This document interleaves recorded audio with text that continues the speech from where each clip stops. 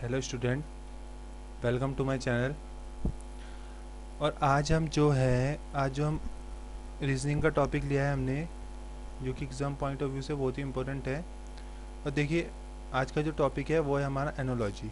ठीक है, आज हम एनोलॉजी के उन क्वेश्चन पर डिस्कस करेंगे जो कहीं ना कहीं एग्ज़ाम में बार बार पूछे जाते हैं। देखिए, एनोलॉजी जो होती है ना, वो 4 से 5 टाइप की एनोलॉजी होती है। ठीक है, 4 to 5 टाइप की हमारी एनोलॉजी होती है।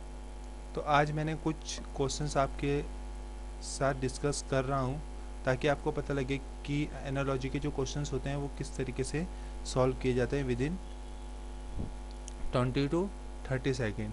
देखिए, एनालॉजी के वैसे तो मोस्टली क्वेश्चन इजी होते हैं, लेकिन कई कई बार जो है क्वेश्चन थोड़ा सा कॉम्प्लिकेटेड हो जाता है। ठीक है, थोड़ा सा, ज़्यादा नहीं, उसमें आपको थोड़ा सा सोचना पड़ जाता है। लेकिन देखिए, जब आप एग्ज़ाम में हों तो प्लीज़, आप अगर एनालॉजी के क्वेश्चंस को सॉल्व नहीं कर पा रहे हैं, ठीक है, यानी आप जो है, अगर आप एनालॉजी के क्वेश्चन को विद इन 20 to 30 सेकेंड अगर उसका पैटर्न नहीं पकड़ पा रहे हैं कि किस पैटर्न पर वो फॉलो हो रहा है, तो आप उसे छोड़ दीजिएगा। फिर उसे आप रिमार्क करके रखिएगा, उसे आप बाद में देख सकते हैं अगर टाइम बचे। क्योंकि देखो, अगर आपको लॉजिक समझ में आ गया ना, तो वो विद इन 15 सेकेंड के अंदर अंदर आ जाता है। अगर नहीं आना होगा, फिर आप उसमें 2-3 मिनट खर्च करेंगे, ठीक है, तो उससे कोई फ़ायदा नहीं होगा। इससे क्या होगा, ये जो आपके 2-3 मिनट ये जो खर्च हो रहे हैं ना, ये आपके जो आने वाले क्वेश्चंस होंगे ना, आप उन्हें छोड़ दोगे। ठीक है, तो आप एनालॉजी के क्वेश्चन पर पहले एक बार देख लीजिए, अगर बन रहा है ठीक है, वरना उसे बात के लिए एक बारी रिव्यू के लिए छोड़ दीजिए, है ना। तो ये बात आपको याद रखनी है एनालॉजी के क्वेश्चन करते हुए। ठीक है, तो चलिए अब हम देखते हैं एनालॉजी के क्वेश्चंस। मैंने कुछ क्वेश्चंस लिए हैं, ठीक है। और देखिए, सबसे बड़ी बात ये होती है कि एनालॉजी के क्वेश्चन बहुत ही इजी होते हैं। ठीक है, तो अब आपको देखिए, जब आप मेरा क्वेश्चंस, जब हमारे जो मैं आपके साथ क्वेश्चन डिस्कस करूँगा, तो जब क्वेश्चंस आए तो सबसे पहले आपको क्या करना है, सबसे पहले आपको वीडियो को पॉज करना है। ठीक है, उसके बाद आपको खुद से सॉल्व करना है, उसके बाद मेरी एक्सप्लेनेशन सुननी है। देखिए, अगर आप ऐसा करेंगे तो आप ज़्यादा सीख पाएंगे, है ना। तो चलिए अब हम अपना क्वेश्चन स्टार्ट करते हैं। तो ठीक है, फर्स्ट क्वेश्चन ये रहा है। देखिए, फर्स्ट क्वेश्चन क्या कह रहा है, फर्स्ट क्वेश्चन कह रहा है कि 144 का रिलेशन जिस तरीके से 158 के साथ है, उसी तरीके से 169 का रिलेशन किसके साथ होगा। ठीक है, जिस तरीके से मैंने 144 से 158 बना दिया है, उसी तरीके से मैं 169 से कौन सा नंबर बना पाऊँगा इन चारों में से। आपको ऑप्शन पे भी डिपेंड होना पड़ता है कि क्या पैटर्न चल रहा है। देखिए, अगर मैं कहीं ना कहीं देखूँ तो ये मुझे 12 का स्क्वायर दिखा। ठीक है, अगर मैं इसमें कितना ऐड करता हूँ, देखिए यहाँ से यहाँ तक में कितना आ रहा है, यहाँ से यहाँ तक में अगर मैं डिफरेंस की बात करूँ तो ये आ रहा है 14 का, है ना, ये आ रहा है 14 का डिफरेंस।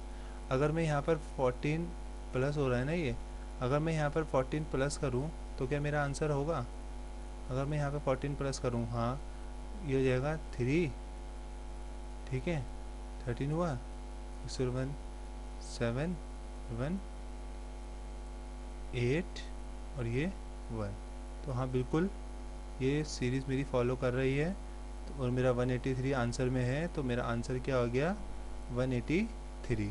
कैसे आया, देखिए 144 था, ठीक है, और 158 था, है ना।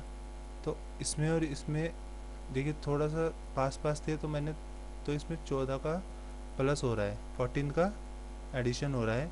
इसी तरीके से अगर मैं 169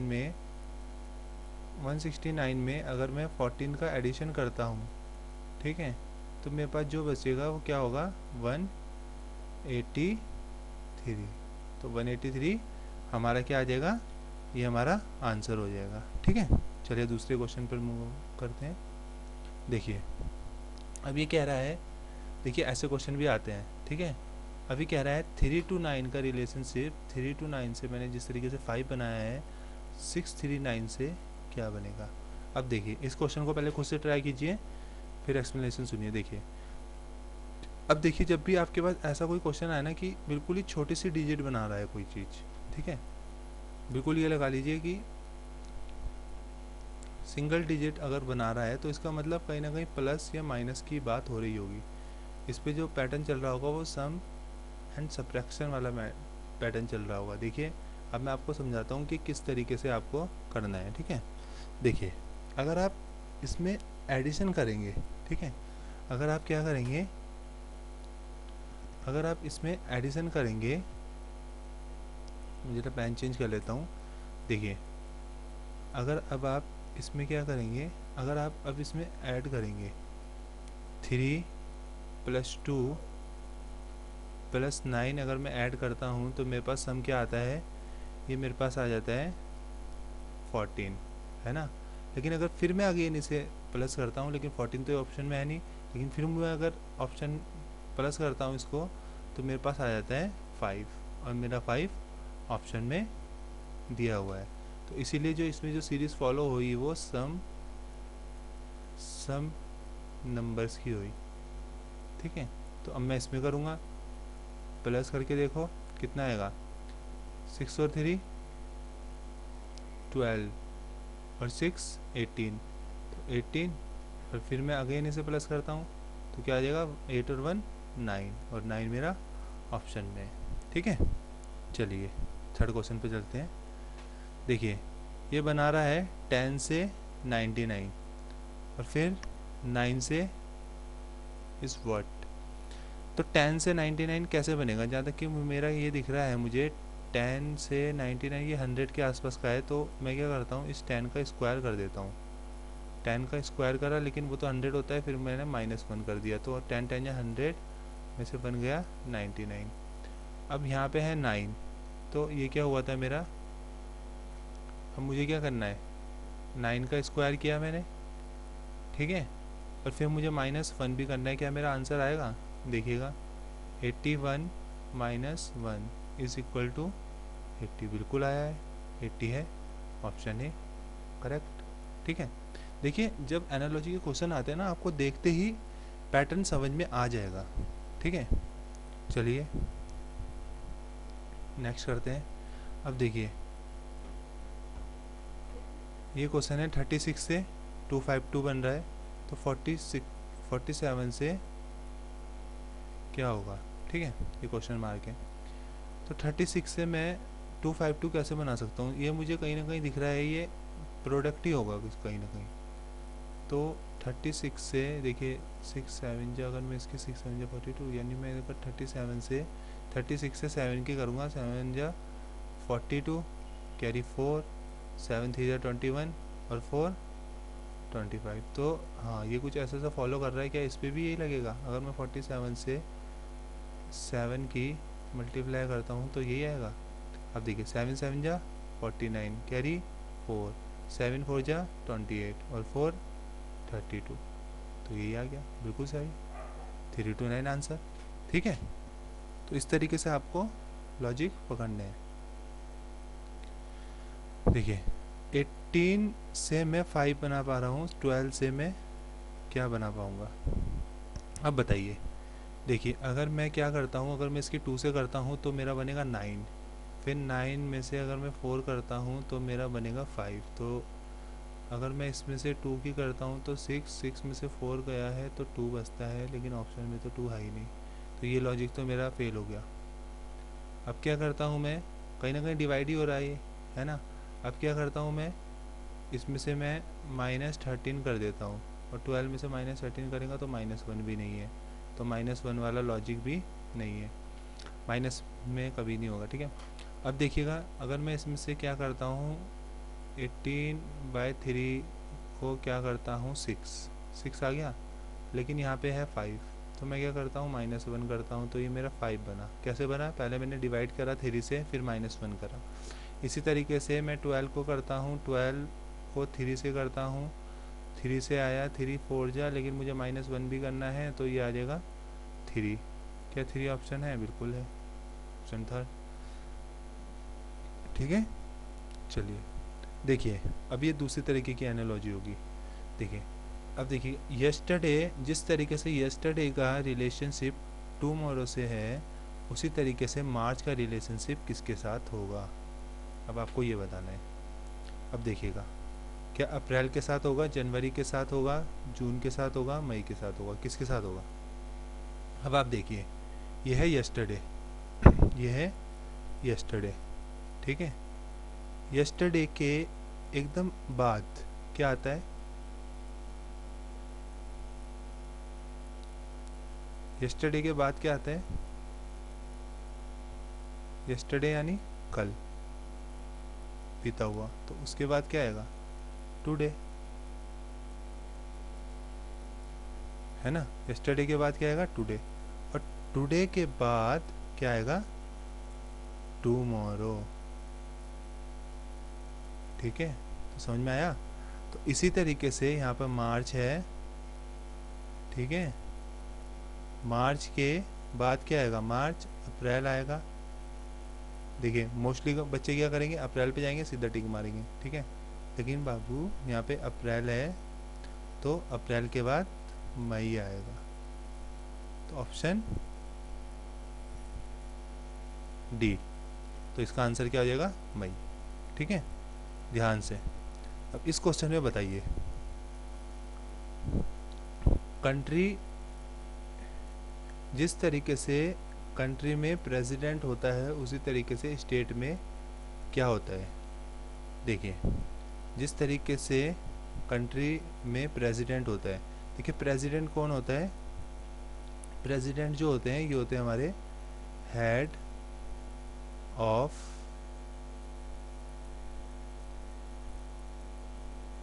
union executive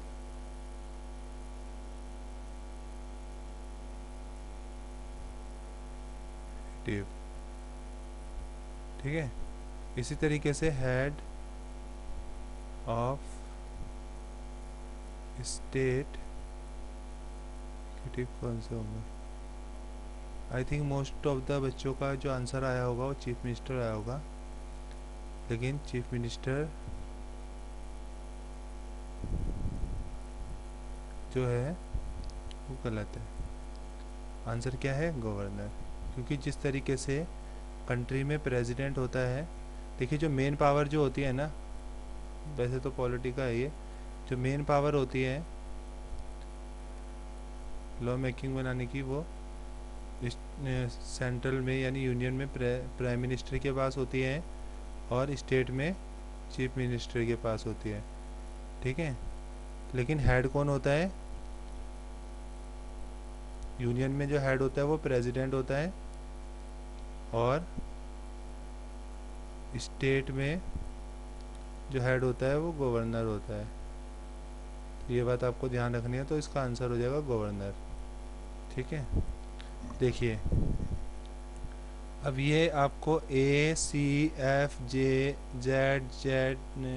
Z X U Q E G, ये कहीं ना कहीं ये क्या दिख रहे हैं? ये अपोजिट दिख रहे हैं। देखिए कैसे, A B C D E F G H I J K, ठीक है, एल एम, ठीक है, एम, कलर चेंज कर लेते हैं,